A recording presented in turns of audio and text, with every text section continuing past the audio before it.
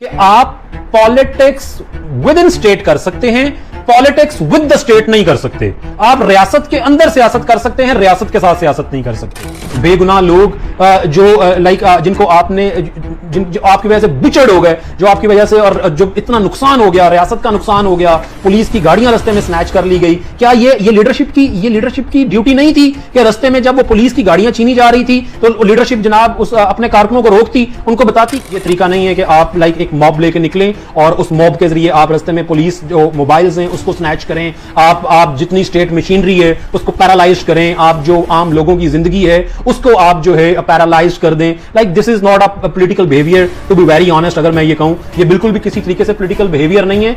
औज़ुबिल्लाहिमिनश्शैतानिर्रजीम, बिस्मिल्लाहिर्रहमानिर्रहीम। नाज़रीन, आज जिस मौजू के ऊपर मैं अपना ये वीडियो मैसेज रिकॉर्ड कर रहा हूँ ये बड़ा इंपॉर्टेंट है और रियासत पाकिस्तान के साथ जो मेरी वाबस्तगी है ये उसको जाहिर करेगा।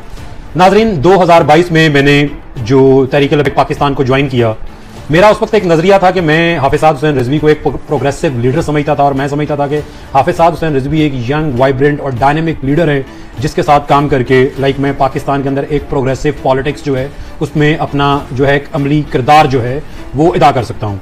नाज़रीन, मैंने बतौर कैंडिडेट तहरीक पाकिस्तान को ज्वाइन किया, लेकिन कुछ ही अरसे बाद मेरे काम को देखते हुए मुझे पंजाब का डिप्टी सेक्रेटरी जनरल बना दिया गया।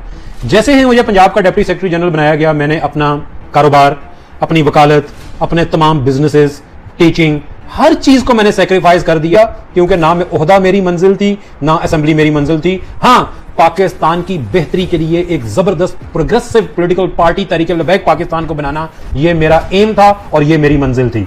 मैं कोई भी इशू आया है उस इशू के ऊपर आपने धरना की जो है पॉलिटिक्स की है, आपने लाहौर से इस्लामाबाद मार्च का ऐलान कर दिया।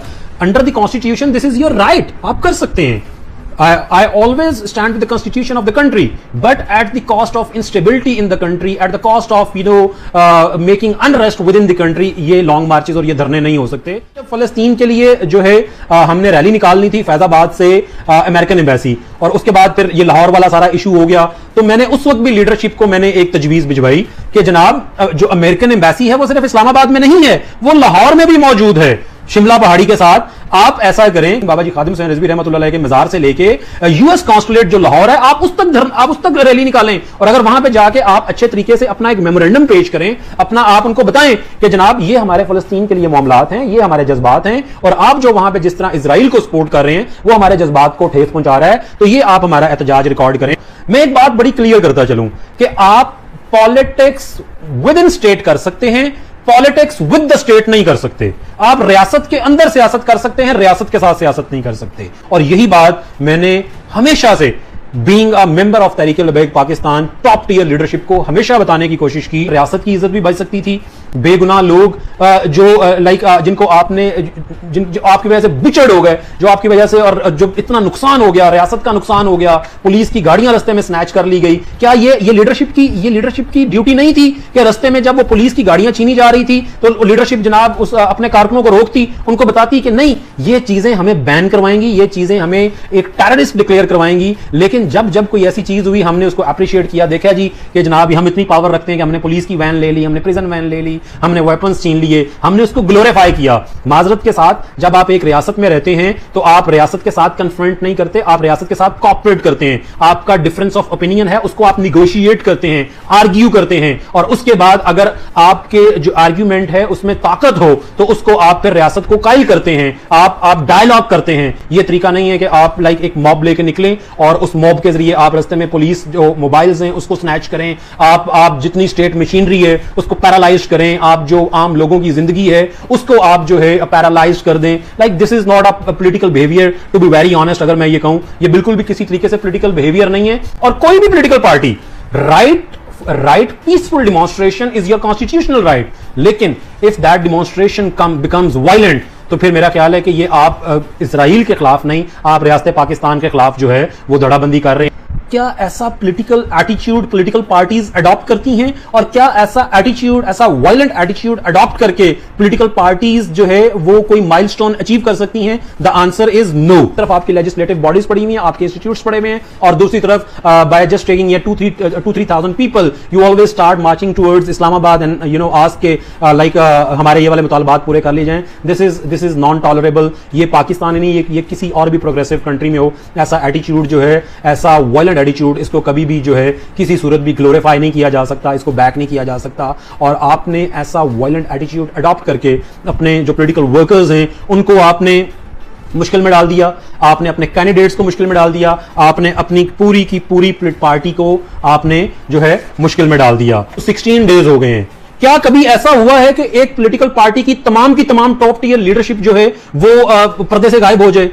वो कारकुनों के पास लाइक जो अब आपका 30 लाख वोटर है वो इस वक्त डायरेक्शनलेस मॉब है, और that is a real threat to the state.